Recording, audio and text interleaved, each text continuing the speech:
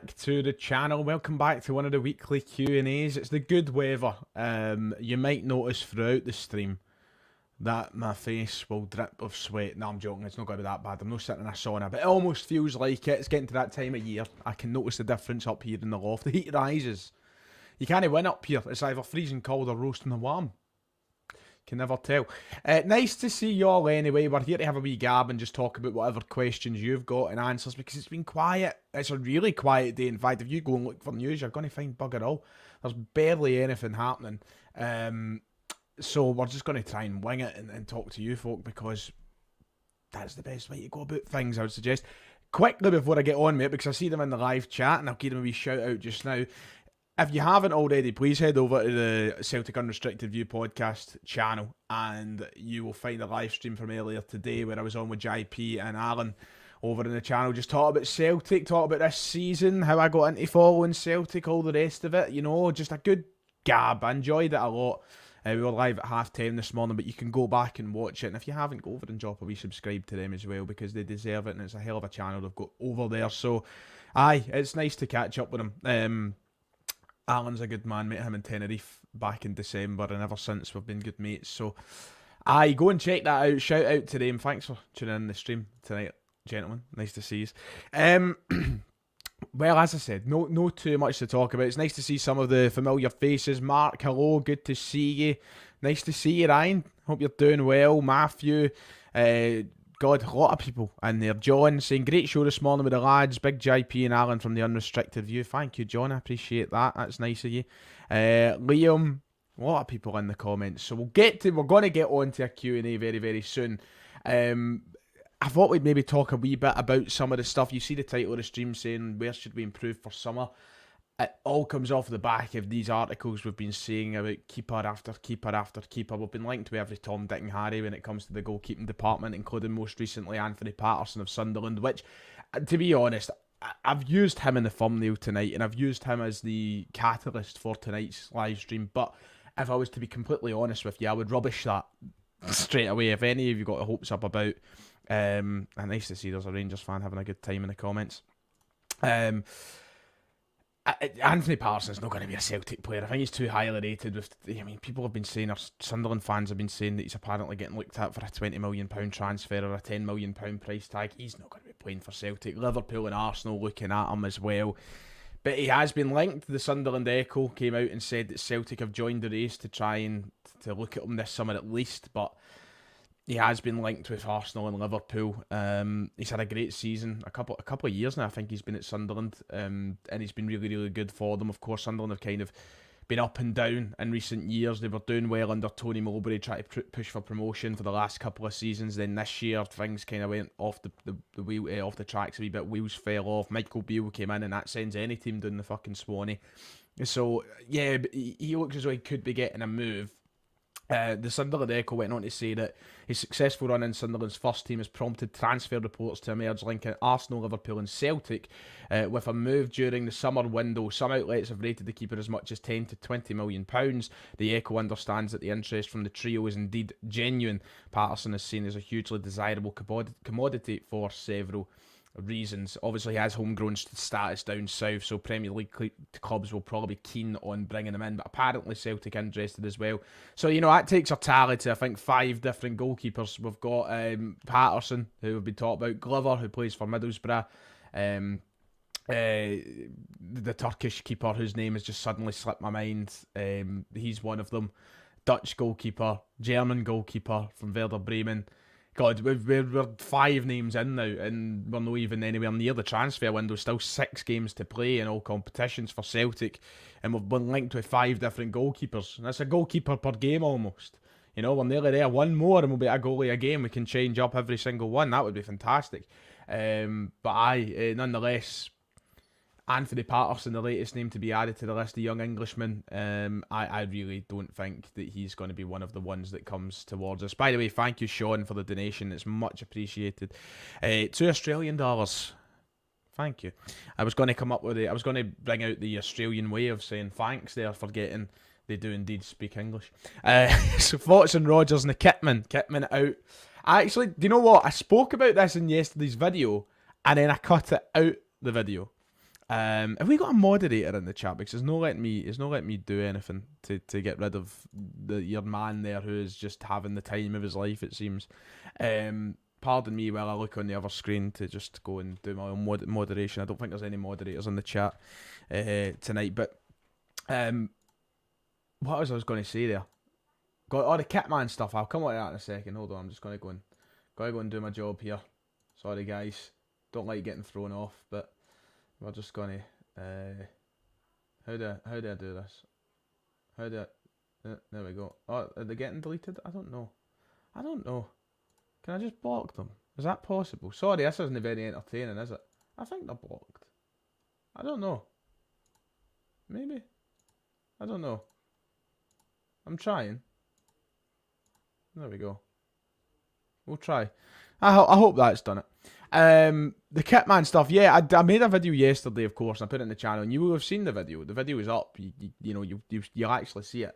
But I took the Kitman bit out because I just thought it was a bit pointless. There's not much conversation to have there. It's a very out of context clip. It's not as if we know what Brendan Rodgers is talking about. For all we know, Brendan Rodgers has went over and asked him to do a job and rushed him on his way. We don't know the context behind it. What's the point in making a big farce out of it? But it's quite funny, in my opinion. If you're asking for my genuine thoughts on it, then I think it's just quite funny. Brendan Rodgers quite entitled. You're going into the second half of extra time. You're the manager, and if people are trying to give advice to your players, they should only be listening to their manager, not the Kitman. But I don't think there's too much in it. Thank you for the donation, though, Sean. Thank you for your question.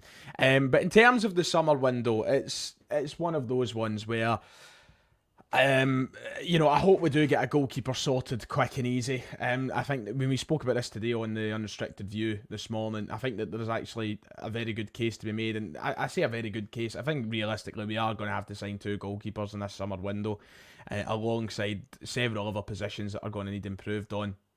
You're looking at needing a centre back, a left back. If OReilly goes a centre mid, we are in desperate need of quality wingers. You're probably talking about another forward as well, having to come in depending what happens with Adam Ida. This is going to be another busy transfer window for Celtic. There's going to have to be players moving on. There's going to have to be players who are coming in. It's going to be a busy window, but it has to be better, and it has to be conducted much better than what was last summer. Last summer was a mess. And Alan, who I can see in the chat there, hello Alan, he used a good phrase this morning on Unrestricted View. The scattergun approach of Celtic has not really worked, has it? We've kind of dabbled in different leagues and different nations, signed a couple here, a couple there, a couple from Australia, a couple from Korea, a couple from Japan, a couple from Norway or whatever, and it's just not Norway. Is it Norway? Where's Thiago home from again? Yeah, Norway. We've signed just kind of all over the place. It has been kind of scattergun. This window has to be much more controlled, and it has to be calculated when we go into it, rather than just signing players for the sake of it. But what I will say is, I think that we need to.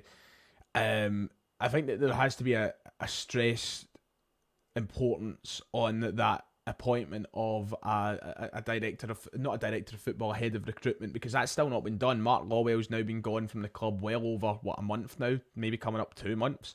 He's gone, and we still haven't had an announcement on anyone filling in that role. So it's just one of those ones where, do we start signing players before that role is filled? That's a big question. So I wonder when we'll get the answer to that, because we need the answer soon. There has been nothing, there's not even been rumours or anything surrounding who is going to come in and take Mark Lawwell's position. We know he's still on gardening leave with Joe Dudgeon, both of them on gardening leave from Celtic, but it doesn't mean that Celtic can't, go out and fill in that role. Murray asking the question, do you think we almost need a mini rebuild? You could look at it like that. I don't like throwing the term rebuild around often, because I think rebuild is like, that's a word used in times where a full-on renovation is needed, like when Ange Postecoglou first came into the club, and we knew we needed a rebuild then. A rebuild was right on the cards straight away. We knew that. I don't think that Brendan Rodgers needs a rebuild per se, but there is a lot of work that needs done. And I said this last year as well. When it came to signings, I said, don't get your hopes up in regards to the number of signings we'll make. I'm, once again, thinking like that moving into this window. I really don't want us to go into this window as fans expecting the club to make 10 signings, for us then to make I don't know, 5 or 6, and then we're disappointed. We need to sign quality, and we need to improve in certain areas. I think that there's a case to be made that every position can be improved on. Absolutely, we can definitely looking for improvement in every area. But I think it'll be one at a time. We really do need to look out for a new head of recruitment and then just move on from there. But Anthony Patterson, the latest goalkeeper added to the pile. Lovely jubbly.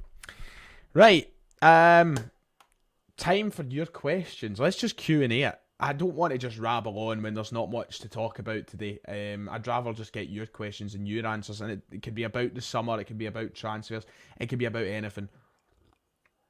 The reason I'm here is to take your questions and give my answers. I love these streams. You know what? Honestly, I think this is my favourite type of content to do. I love doing my normal daily videos when there's something worth talking about and it's worth it. It's fantastic. But I like these because it's like, I get to talk to you guys, which is always nice. Seen an article about Joe potentially extended his contract. Sure, it was Celts are here. Any weight to that, Ryan? I don't think that's got. I mean, he done that thing on Sunday, didn't he? Sunday night evening with Joe Hart, and I think that a lot of that was heavily revolved around the fact that he is retiring and his career's coming to an end and he's leaving Celtic. I think that there's no chance of that. He's made his decision, and he's probably happy with his decision. Cal said if only we doubled down on Livakovic last summer. I know. I think in a position we could have been in, we could have been, one less player to worry about, one less position to worry about in general.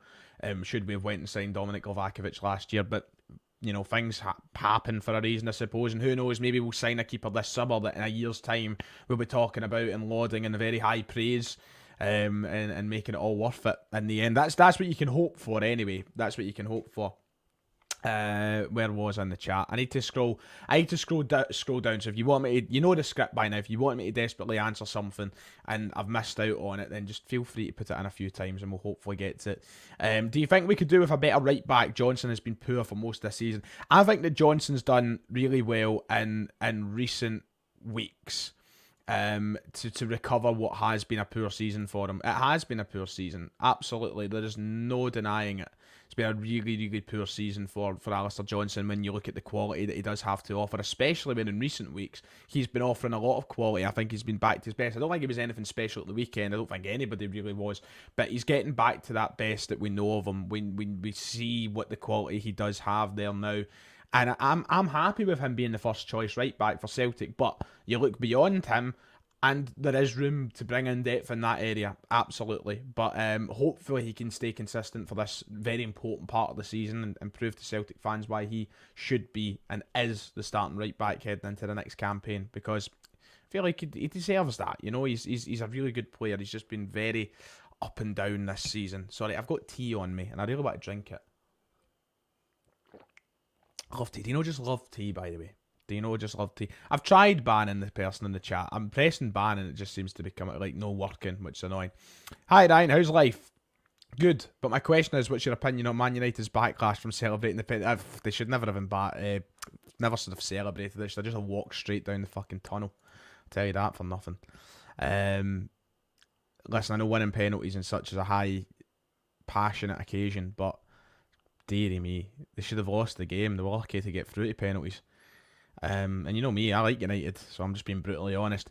Realistically, who would you want to bring into the club in the summer? Listen, I'll say the same thing as I say every year, and I try to make it not sound like a lazy approach and a lazy answer, right? But I'm not a scout. I am not the guy who's going to be able to pick out who Celtic should be signing. I'm just no. My depth of knowledge when it comes to players in this world is not good enough. But what I do want us to do is sign players who are going to be... I want us to sign a good 2 or 3 players who are ready for Europe, who are already established footballers, who aren't 20, 21 years of age.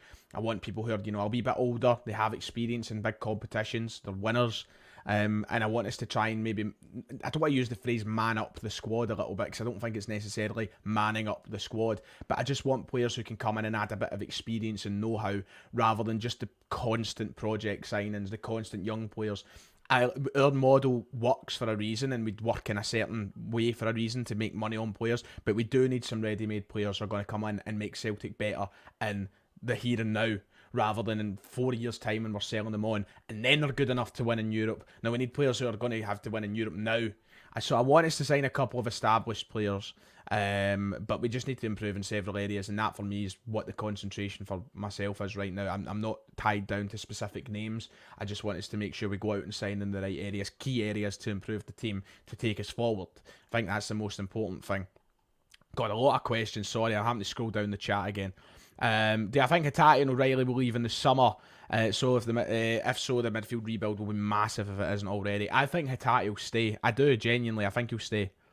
I've just got a feeling he will. I could be wrong. That might come back to bite me, touch fucking wood. But I do think O'Reilly will be off, which we need to replace.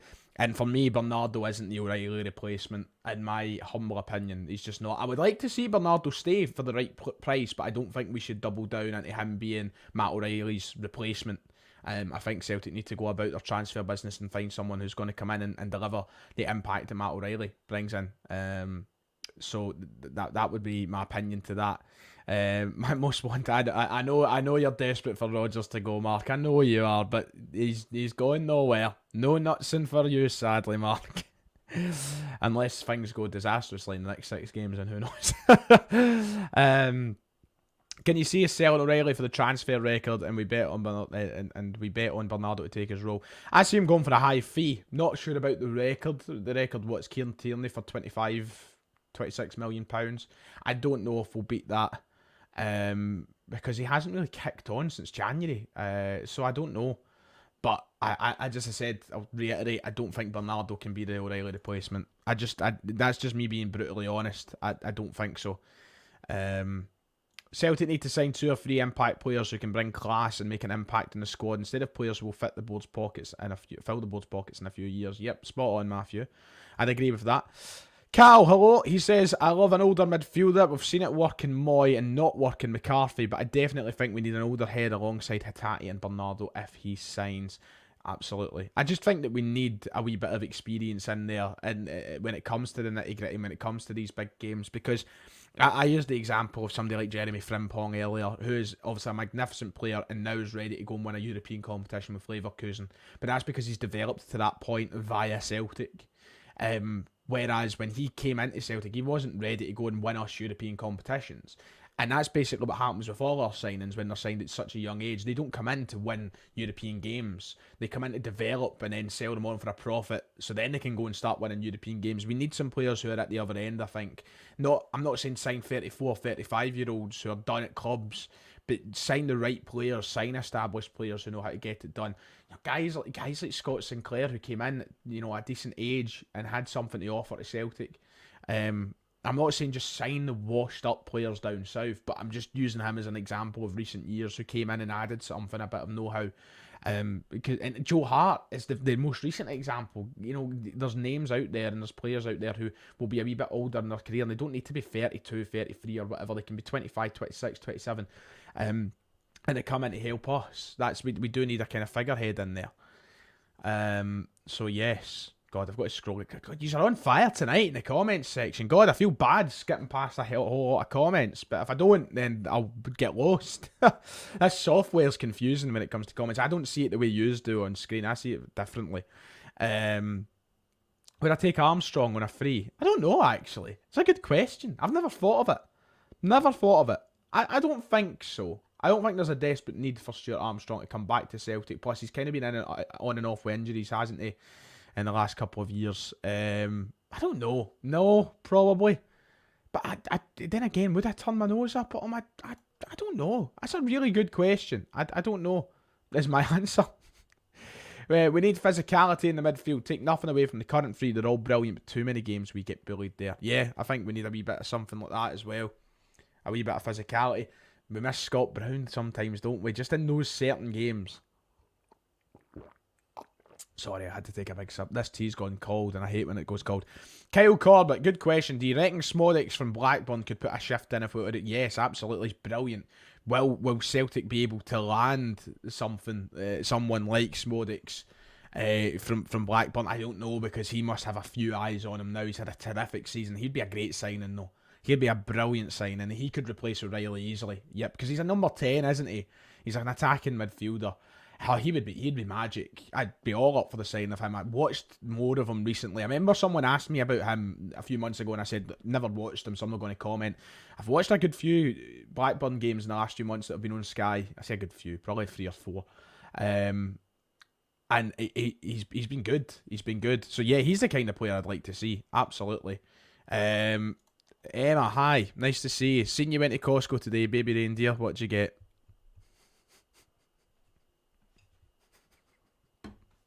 Anybody watched that programme yet? It's nuts. It is absolutely nuts. I did go to Costco today. You stalking me, aye?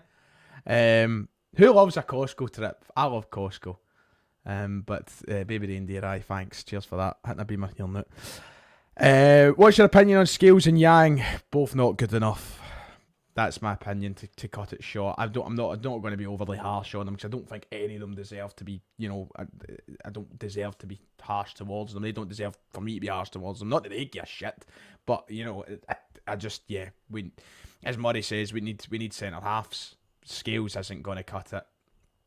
Murray did say, I think we need 2 centre halves, to be honest, Ryan, not to be harsh, but Scales isn't sticking. It's stinking, sorry. And it's clear that Rodgers doesn't fancy Navrowski or Lagerbielke. Yeah, we do need to. I agree. I've been saying that to Kieran at the games for months now. I think we do need to. So yeah. Let's see, what else? Miovski or Ida, that's a good question, because that's been asked a lot. That's been in the media loads over the past week or so, hasn't it? Especially since the cup final. Last gulp of the tea. That's for you, baby reindeer. Aye. Miovski or Ida. I'm sticking to my guns. I'm saying Ida. I am. I know that it seems to be a right 50-50 opinion. But yeah. It's Ida for me, personally, it is. And I don't have much to add to it, but I would say Ida. Physical left back too, absolutely. I want a physical left back. I want somebody who's big and powerful and fast. And I know that that's a very niche market to get into when you're talking about the money Celtic have to spend. But there's got to be somebody out there. There's got to be just somebody who's got both presence and pace. There's got to be someone out there for Celtic to do that. What's the wrestling channel name? 118 Wrestling, it'll be called when it starts. Don't worry. Jason Lee says, you have Costco's in Scotland. Aye, we've had Costco's in Scotland for years. I think there's only like 3, maybe 2, right enough. But aye, there's one down St Rollocks. I was there today. Mind your own business if you've seen me. Stalkers. Aimed. Yeah, I see it's like a lot of people saying Ida in the chat. Someone saying both of them. Mark saying, what's the big deal with Miovski? He's bang average, 1 goal in 10. See, I agree, Mark. I don't get the Miovski hype. He's good, right? He's good. But I don't... Am I something wrong with me? Is there something wrong with me? I don't know. I've just never looked at him and went, oh, Celtic have to sign Miovski. I don't know why. I just never have. And I don't think I ever will, to be quite honest. I've just never been on that bandwagon. I'd much rather Ida. Ida or Giacomakis. I'd take Giacomakis if I could, but I like Ida. I like Big Ida. Someone said sign both of them. A lot of money. Random says, random shit says, I think I'd go for Miovski over Ida, but there's not much in it. Yeah, listen, I don't think there's like worlds apart from any of them, between the two of them, but aye. Yang looked promising a few weeks back before the Tynecastle incident. What do you think's happened with him? He's been getting played on the left-hand side and he's useless on it, and I just don't think he's that great a player. I think it's as simple as that, Caleb. I just don't think he's a great player. I think he's very raw. He's raw as blue steak. And I think that he needs a lot of development. A loan move would suit him great next year. Because without it, I don't think he's going to get the development he needs at Celtic, because he shouldn't be in teams.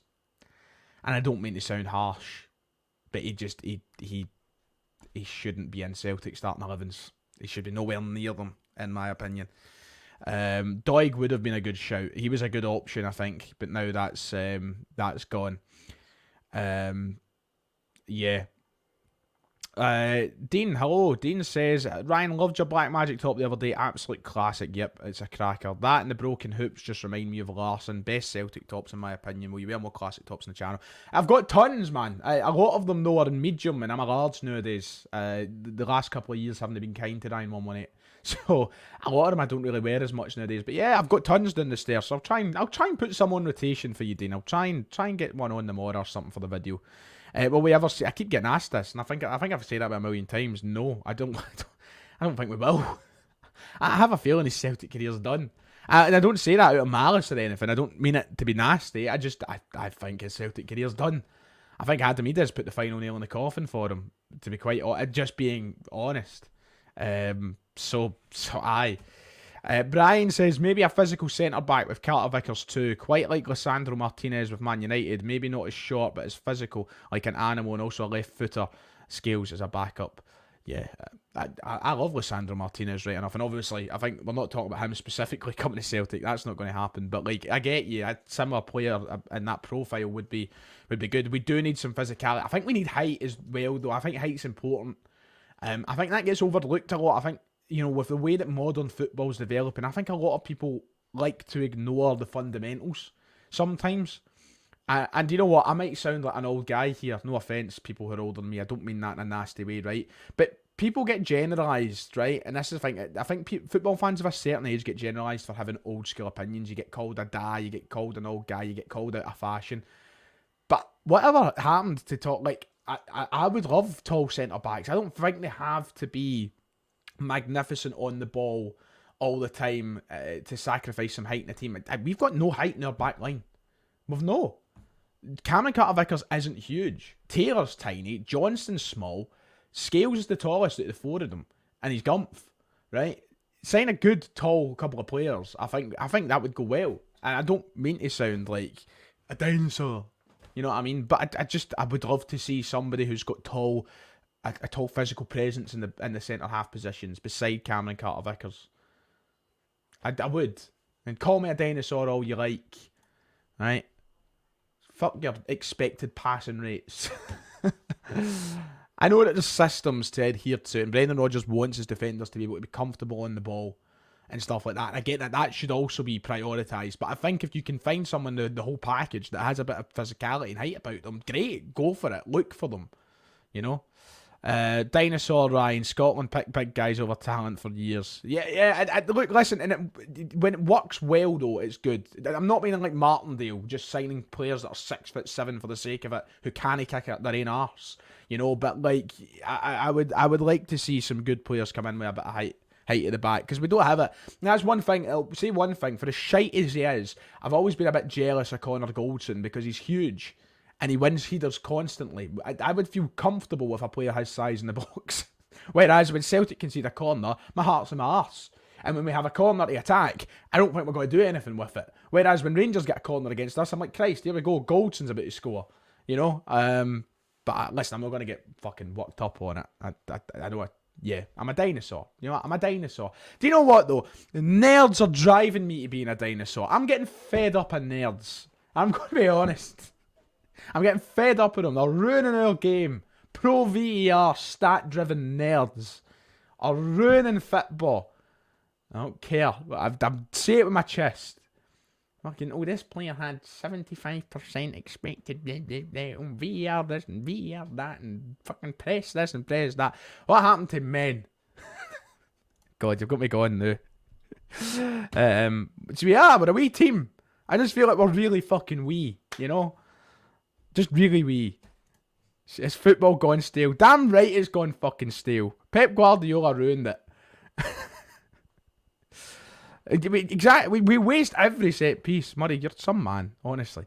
Right, should I get off my starting to sound like my granddad at the Christmas dinner? No wonder. I'm telling you, I used to be one of the. See, a few years ago, I'd come on here and I would be calling everybody a dinosaur. But do you know what? The nerds have drove me to it.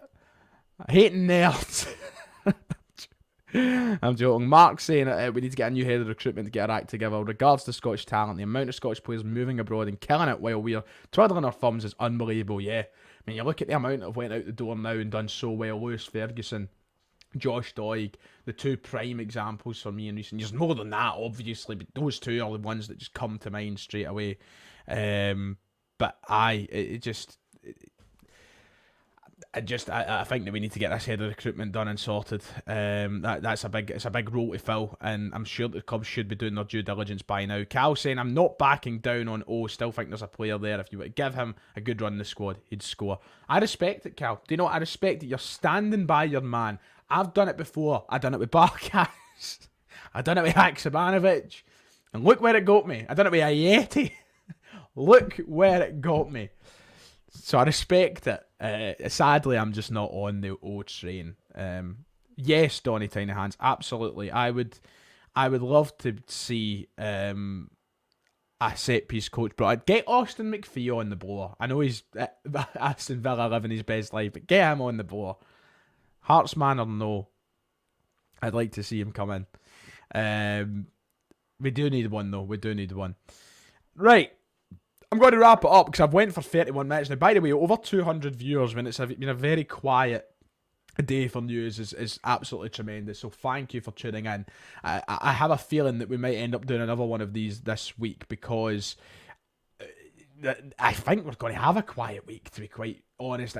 From what I've heard and seen, I don't expect too much to be in the news. So if there is, great, because videos will be popping left, right and centre. If not, we'll be back on to do another one of these Q&As because I really do enjoy them. But thank you all very much for tuning in tonight, ladies and gents. It is much appreciated. You always make it a delight for me and make it easy for me as well with all your questions. So thank you everyone for your questions. Thank you for tuning in. Have a blessed night. Enjoy yourself. You're watching the football or whatever. And thank you, Jason, for that comment at the end. Right, I'll see you all next time. God bless. See you later. Bye-bye.